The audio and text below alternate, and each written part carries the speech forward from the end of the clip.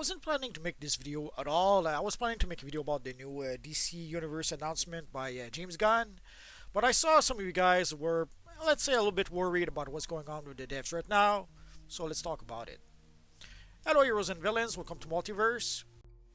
There's a bumbling bee in the forum started a thread talking about, basically it would seem that Pandarus also left DC Universe Online. It would seem that Zoe is the one who told him about that, and then he started the thread on the forums. And then Obsidian Chill made a video about it, Darkman made a video about it, probably other people made a video about it as well. And also, people commented about this on the forums. And it would seem that there's a lot of people that are very, very worried about what's going to happen with DC Universe Online. So let us see if I can reassure you, at least just a little bit. No, I do not have any insider knowledge about this. I do not have any insider information. MEPS doesn't tell me anything. But I've worked for a lot of studios. I have a pretty good knowledge of what's happening in studios behind the scene. So I'm pretty sure I can fill in some of the blanks. Obviously, what I'm going to say, again, I have no insider knowledge.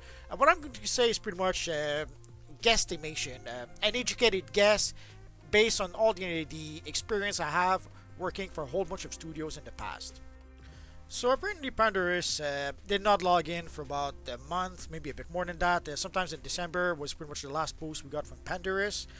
And also people were wondering why did we get the development update from January from MEPS as opposed to getting it from Pandarus. And now it seems we know Pandarus is no longer there. There is a job posting that was shared on the forums. So you can see in the production section, they are looking for an executive producer.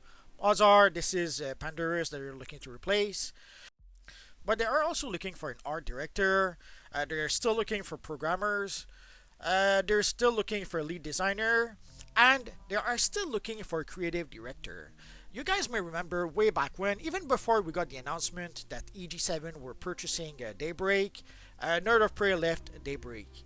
And at the time, people were puzzled. Basically, it was the usual excuse that, oh, she found a better job or career opportunity elsewhere. And then a month later, we found out that EG7 were purchasing Daybreak. So it made more sense to understand why she actually left Daybreak.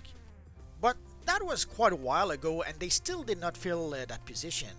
Although, in a roundabout ways, Sharon was pretty much the one acting as a creative director. One thing you have to understand in small studios is that sadly very often you have to wear many hats. It's sad, but it happens. It happens more often than you would think. In a huge studio, in a huge corporation, people usually only have the one job, and they only do what their job description says they have to do.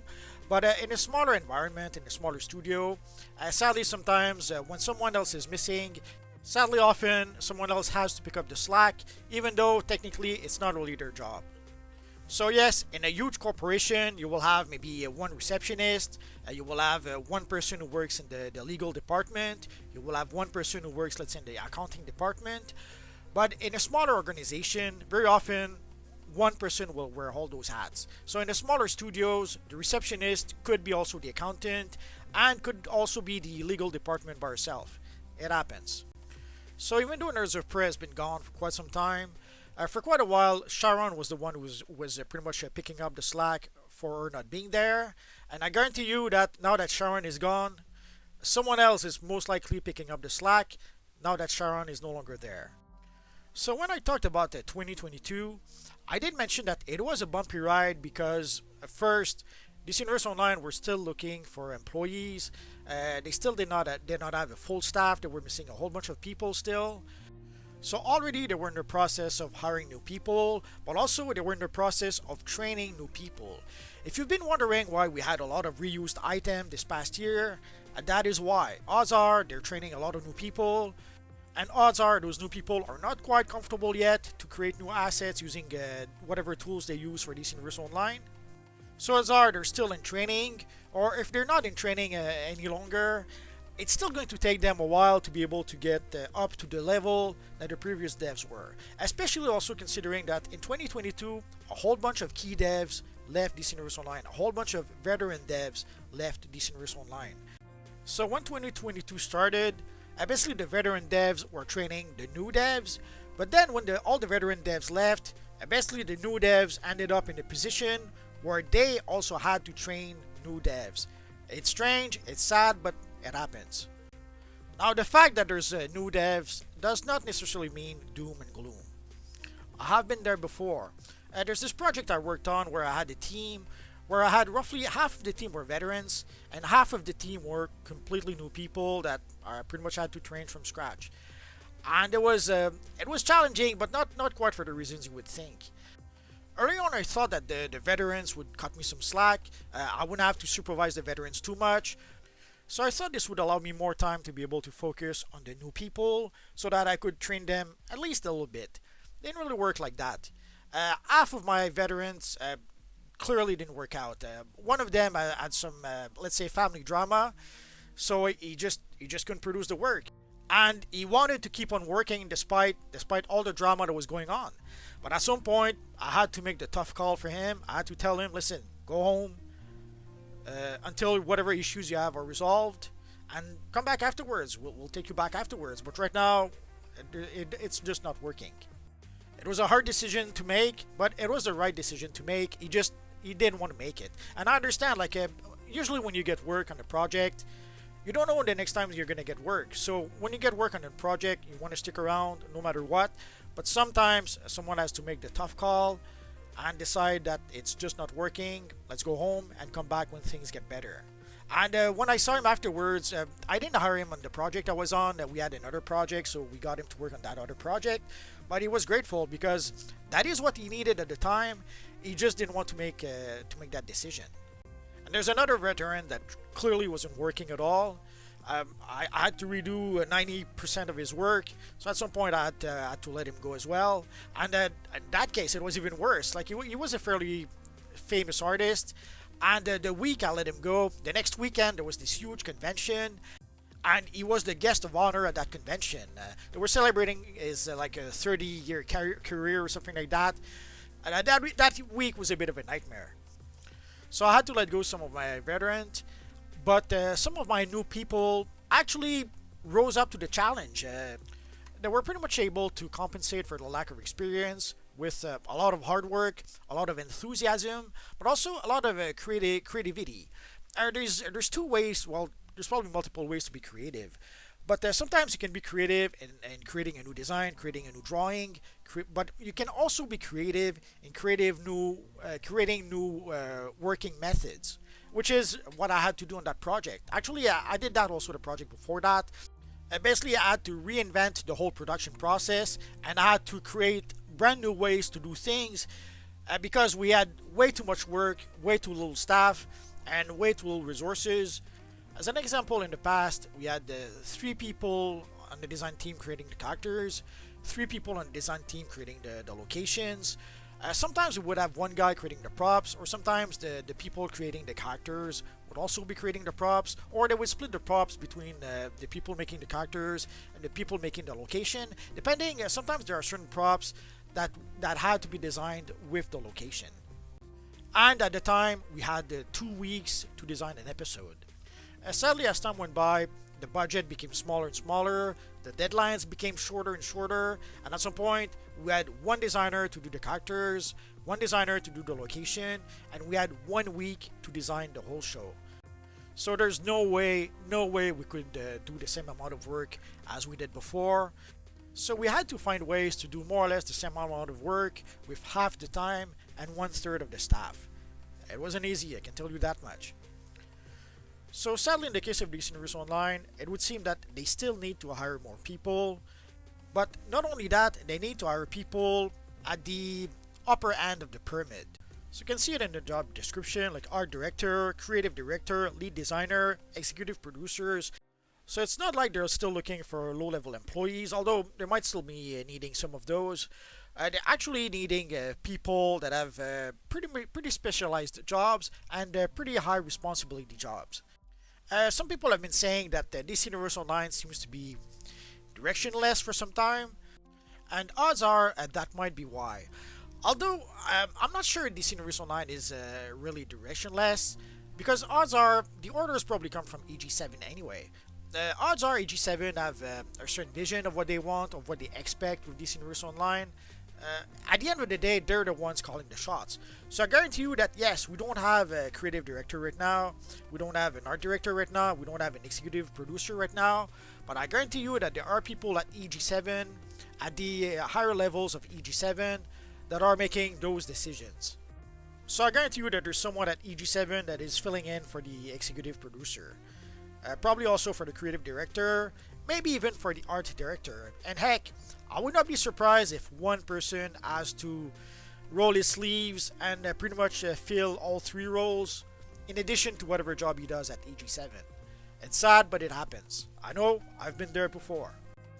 So if you're wondering why we see a lot of reused items, whether it's reused locations, but even reused styles or reused base items, that is why. For example, last summer we got the Booster Bundle remix, which basically was reused assets. There was not a single new asset in that remix, which was a mixed blessing.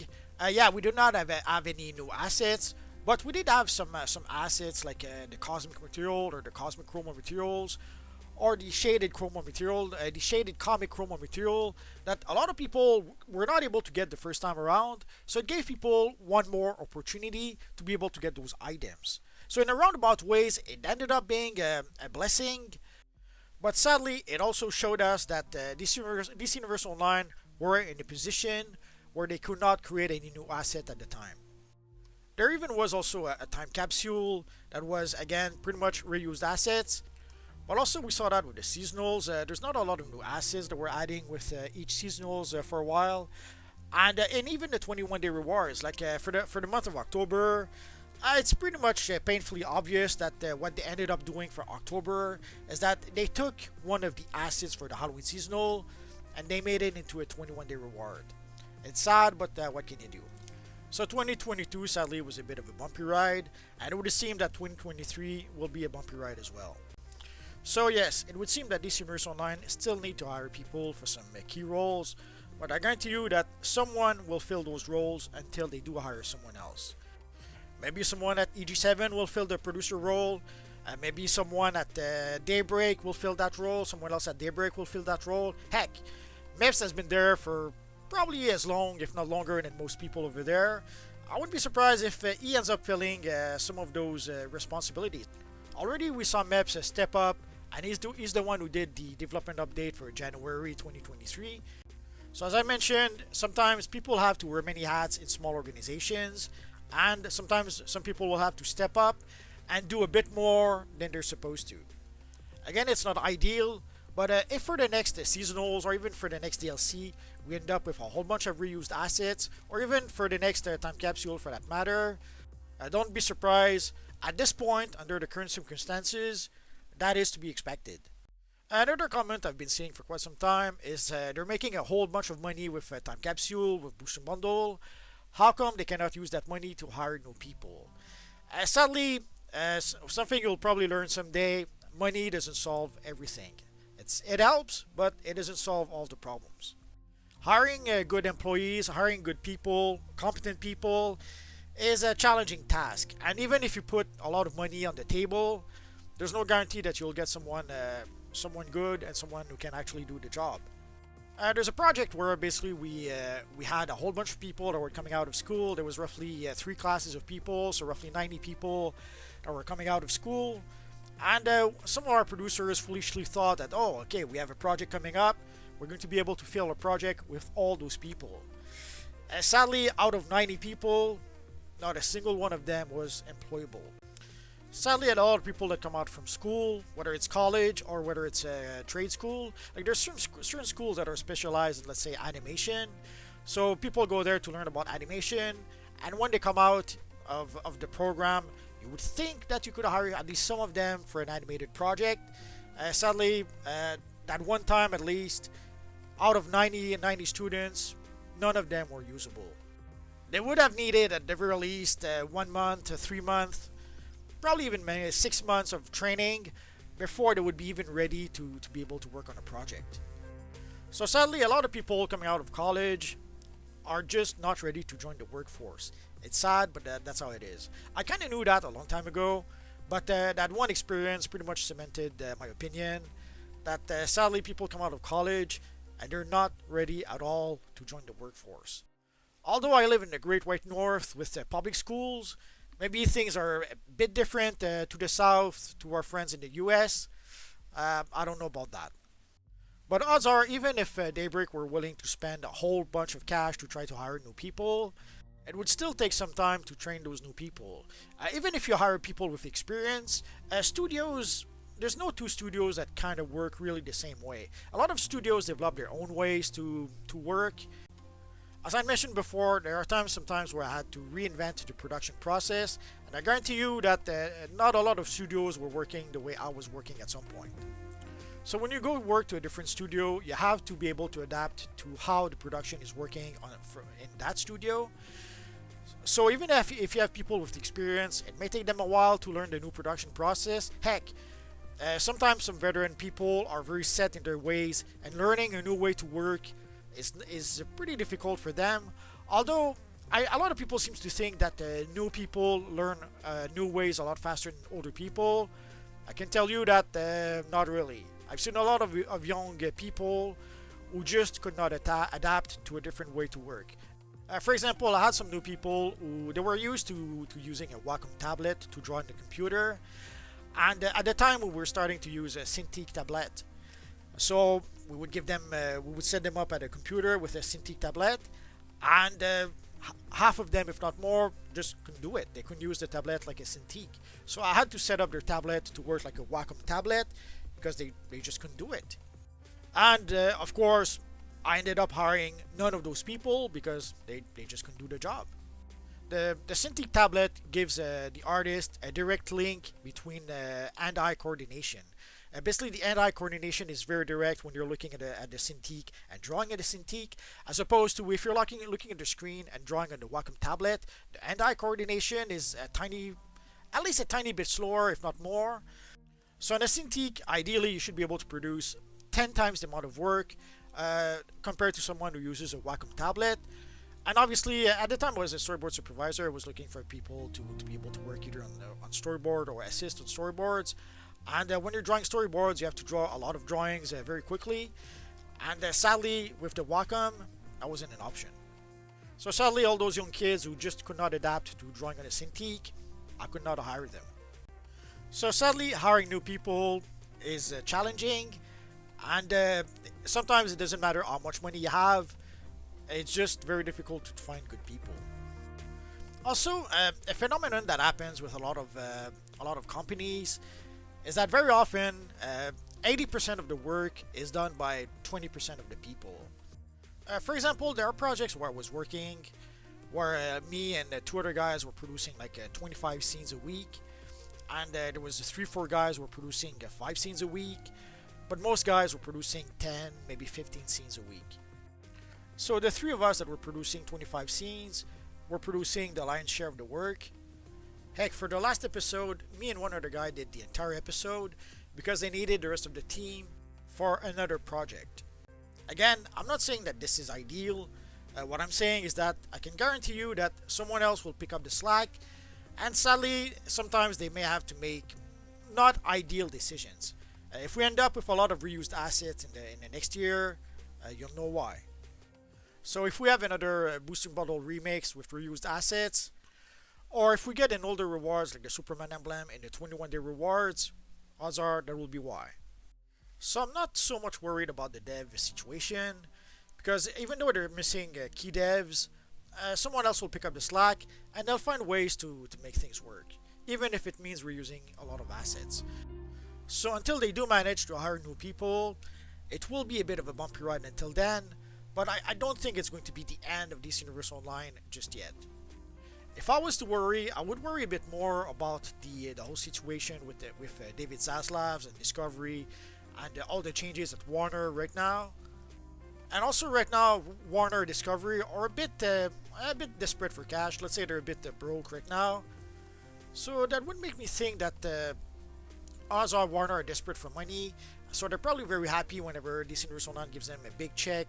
Although we do not know if does DC Universe Online pay a flat fee to Warner and that's it, or do they pay them a flat fee and then a cut on whatever money they make with the game? We have no idea. If they do give them a cut, Warner are probably a bit more happy than if they do get a flat fee. Although, Warner are desperate for money and they're desperate for billions. And I strongly doubt that Daybreak gives billions to Warner to make DC Universe Online. So it could be that whatever money Warner gets from DC Universe Online is only a tiny drop in the bucket. It doesn't really matter for them. Hard to tell at this point. I've seen some people in the forums suggest that if Warner are that desperate for cash, they could decide to raise the license fee for DC Universe Online.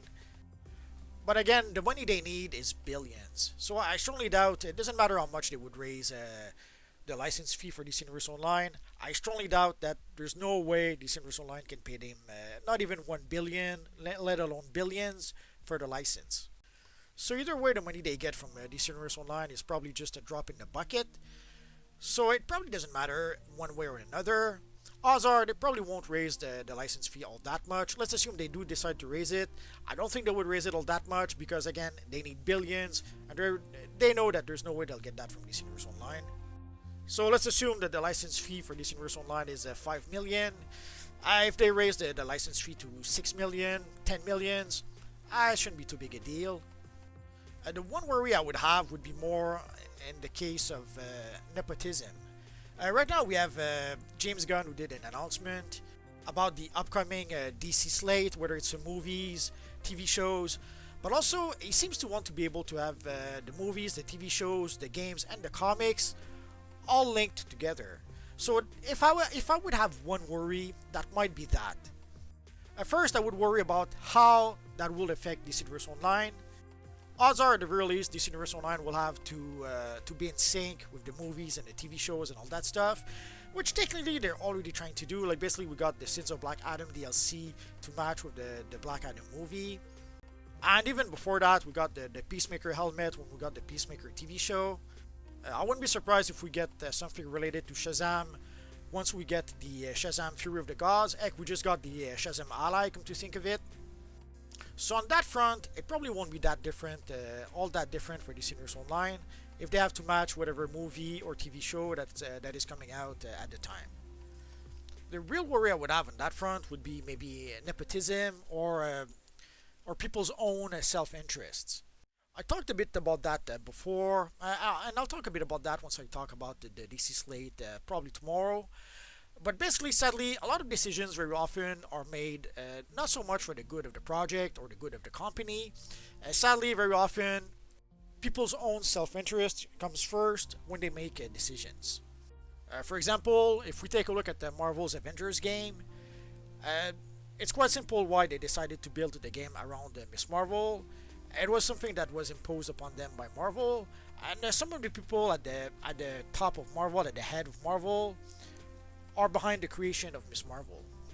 So it's not an accident that they've been pushing Miss Marvel in movies, in TV shows, in the games.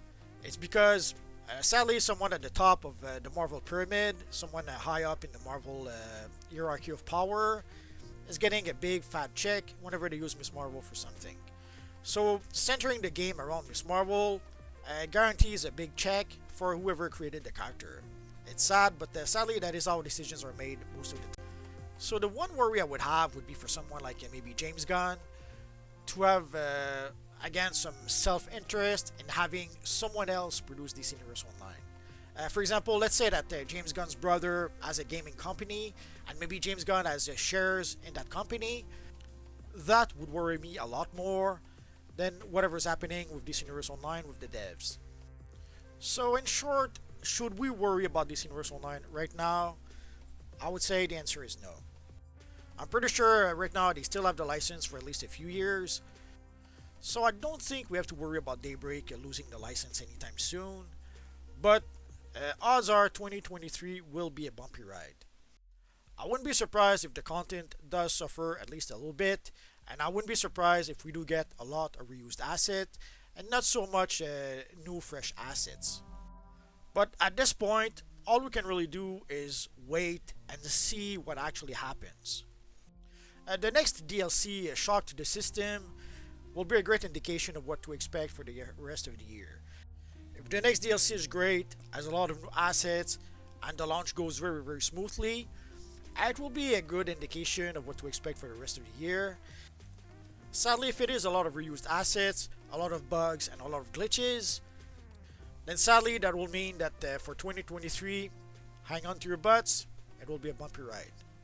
At this point, all we can do is wait and see.